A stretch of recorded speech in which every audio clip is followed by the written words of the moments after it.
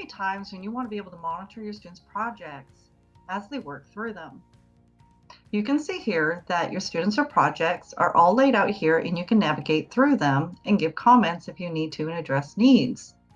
Your submissions are also right here, which allow you to do the same. You can even grade from this point. The student view of templates looks like this. The student has their assignment here and their document here. They can preview the document here, and when they're ready, they click here to edit.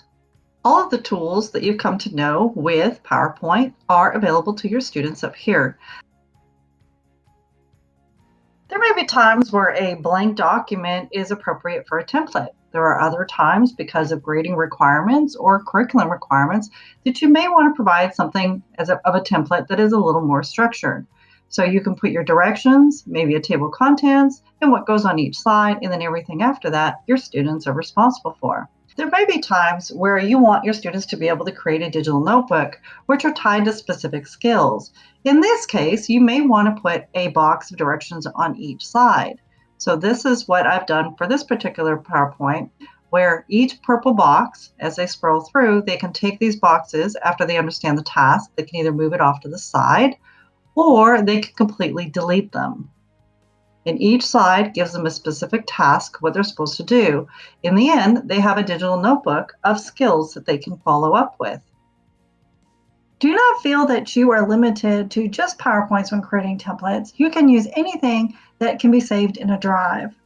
For instance, this is a Word document. Perhaps you want your students to be able to fill something in as they go through something you've already created. You could also create a blank template that is a Word document.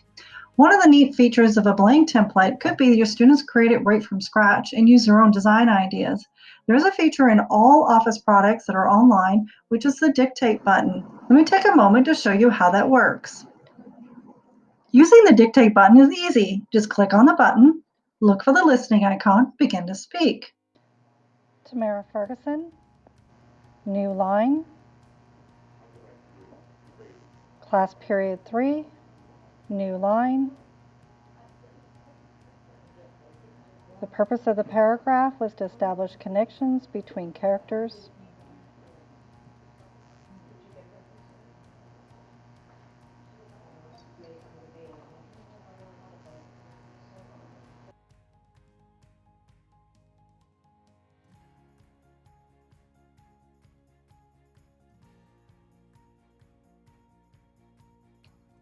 The first thing that you need to do when creating templates is obviously to create the documents. The second thing, you need to be able to put them inside OneDrive. Office products that you want to use as a template in Schoology should go in OneDrive so they work properly. So if you have a document that you've already created on your desktop, you can simply upload it directly into your OneDrive.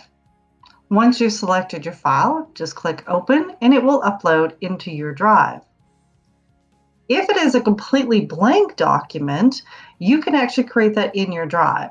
So if it is a document that you want to put in a specific folder, then that's great. If you want to create a blank document, my recommendation is to create a folder right in the very beginning. And I put a number 1 in front of it because the OneDrive is organized in alphabetical order in Schoology. So this allows it always to be on top and easy to find. And I can reuse the same templates for multiple assignments if they're just simply a blank template. To create the document right in OneDrive, I am going to click on New on the top and the down arrow, and it is a PowerPoint that I would like to create. Up at the top, I'm going to rename this to be Blank Template. And you can see that it's saved. When I go back to my OneDrive and refresh, the document that I have created is now in the folder that I want it to be in because I've created it right in OneDrive. So I can go back to my blank document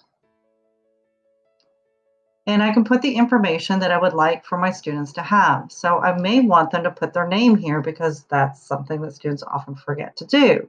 So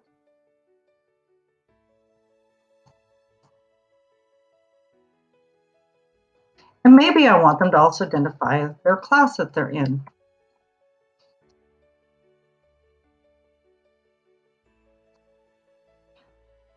there's anything else that you want them to put this on this title slide, indicate it here. You may want to go ahead and add a new slide for them so that they know that they can do so. This allows you, once you have your blank template, to be able to insert them into any assignment and just reuse it.